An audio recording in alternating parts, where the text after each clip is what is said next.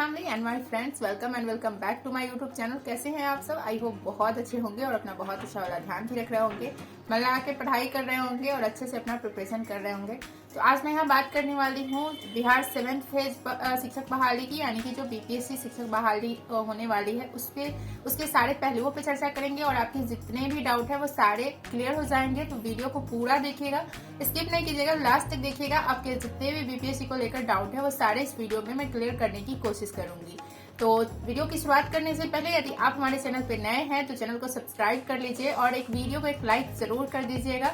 तो चलिए वीडियो की शुरुआत करते हैं। तो सबसे पहले बात कर लेते हैं एलिजिबिलिटी की कि कौन कौन लोग फॉर्म फिल कर सकते हैं। तो आपको फॉर्म फिल करने के लिए बिहार का नागरिक होना बहुत जरूरी है, लेकिन यहाँ पे महिलाओं के लिए है कि यदि किस महिला का अगर बिहार में मैके है या ससुराल है, यानी कि जो अदर स्टेट की है वो शादी करके बिहार में आई है, या जो बिहार की है वो शादी करके अदर स्टेट में गई है महिलाएं, तो वो इस फॉर्म को फिल करने के लिए एलिजिबल है। तो बात कर लेते हैं क्वालिफिकेशन एलिजिबिलिटी की। तो पीआरटी, टीजीटी एंड पीजीटी। तो पीआरटी के लिए जो है वो आपका इंटरमीडिएट क्लियर होना चाहिए, इंटर, और साथ में टीचर ट्रेनिंग कोई भी कोर्स बीएड हो या डीएलएड हो वो कंप्लीट होना चाहिए, और साथ में आपका सीटेट पेपर 1 क्लियर होना चाहिए। यहाँ पे बहुत ही ज्यादा कंफ्यूजन था कि बीएड वाले को पता नहीं मौका दे रहे हैं या नहीं दे रहे हैं, बट मौका दे रहे हैं, बीएड वाले पीआरटी के लिए भी एलिजिबल है। नेक्स्ट है टीजीटी, यानी कि ट्रेंड ग्रेजुएट टीचर। तो उसके लिए जो है आपका ग्रेजुएशन मस्ट है कि आपका ग्रेजुएशन जो है वो क्लियर होना चाहिए, साथ में आपके teacher training course BEd graduation किए हुए तो वो कंप्लीट होना चाहिए, और सीटेट का पेपर 2 क्वालिफाइड होने चाहिए। तो आप टीजीटी के लिए एलिजिबल हैं।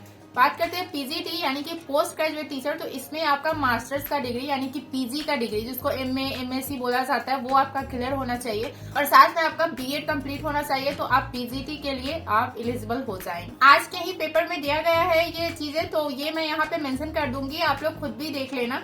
तो अब नेक्स्ट बात करते हैं कि आवेदन कब से शुरू की जाएगी। तो बीपीएससी के चेयरमैन हैं अतुल प्रसाद, तो उन्होंने कहा है कि एक दो दिन में या एक दो दिन में ही आवेदन नोटिफिकेशन आ जाएगा। तो हम ये मान सकते हैं कि मई में ही हमारा नोटिफिकेशन आ जाएगा फॉर्म फिल करने की। नेक्स्ट बात करते हैं कि एग्जाम कब तक हो जाएगी। तो उन्होंने कहा है कि फॉर्म फिल करने के बाद वो हमें 90 दिन का, लगभग 3 महीने का टाइम देंगे। तो हम ये अनुमान लगा सकते हैं, और कहा भी है कि अगस्त तक एग्जाम हो जाएगा, एंड इसका रिजल्ट जो है वो अक्टूबर या नवंबर तक इसके रिजल्ट्स भी आ जाएंगे। अब बात कर लेते हैं सिलेबस की। तो इन्होंने डिटेल सिलेबस नहीं दिया है, बट एक हिंट्स दे दिया है कि जो मतलब प्राइमरी के टीचर होंगे तो उनके लिए जो प्राइमरी के ही जो पाठ्यक्रम का जो बुक है, यानी कि जो बिहार बोर्ड के जो क्लास 5 तक के बुक है उसी से क्वेश्चन आएंगे, तो उसको पढ़ना पड़ेगा। और साथ में मैथ रखा है, प्राइमरी मैथ रखा है, रीजनिंग रखा है, एंड जीके और जीएस रखा है। और वही जीके जीएस का लेवल जो है उन्होंने बताया है कि पाठ्यक्रम के हिसाब से प्राइमरी पाठ्यक्रम, यानी कि जो प्राइमरी के जो 5th तक के क्लास है उनको 5th क्लास तक के जो बुक है उनको पढ़ना पड़ेगा। और चूंकि इसका एग्जाम बीपीएससी ले रही है तो मुझे लग रहा है कि जो बिहार का जीके है उस पर हमको ज्यादा फोकस करना पड़ेगा। तो जो बिहार स्पेशल बुक है उससे आप लोगों को थोड़ा सा ज्यादा ध्यान देना चाहिए। और भारतीय राष्ट्रीय आंदोलन के बारे में पढ़ना पड़ेगा, यानी कि 1857 से लेके जो 1947 तक के बीच के जितने भी आंदोलन हुए हैं तो उन सबको भी पढ़ना है।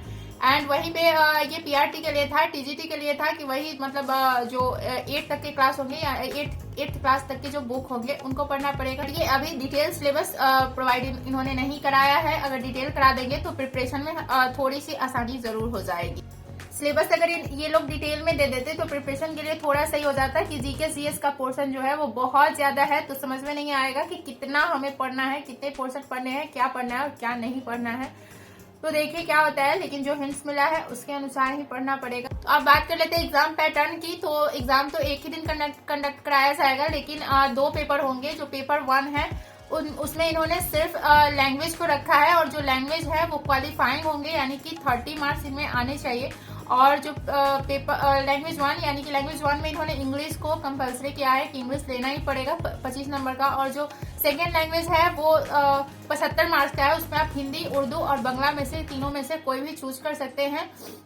तो ये पेपर 1 है। एंड पेपर 2 में जो है वो प्राइमरी के लिए वही जीके जीएस, मैथ और रीजनिंग, और जो टीजीटी के लिए जो है वो जीके जीएस के साथ जो वैकल्पिक सब्जेक्ट है, यानी कि जिनमें उन्होंने ऑनर्स किया हुआ है उसकी प्रिपरेशन उन्हें करनी पड़ेगी।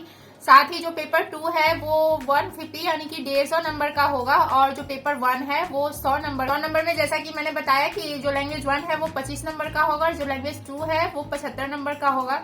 अब बात कर लेते हैं निगेटिव मार्किंग की। तो यस, इसमें निगेटिव मार्किंग रखा गया है। इसके अगर आप एक क्वेश्चन गलत कर लेते हैं तो आपके 1/4 मार्क्स कट जाएंगे, यानी कि अगर हर क्वेश्चन के लिए 1 नंबर मिल रहा है तो अगर आप 4 क्वेश्चन गलत कर देते हैं तो आपको 1 नंबर आपके कट जाएंगे। तो यहाँ पे ये है कि हम तुक्का नहीं मार सकते हैं, इसलिए हमें जो भी है क्वेश्चन के लिए आंसर के लिए कंफर्म होना पड़ेगा। तो इसके लिए आपको जो जीके जीएस की जो पोर्शन है उसको बहुत ही ज्यादा अच्छे से पढ़ना पड़ेगा।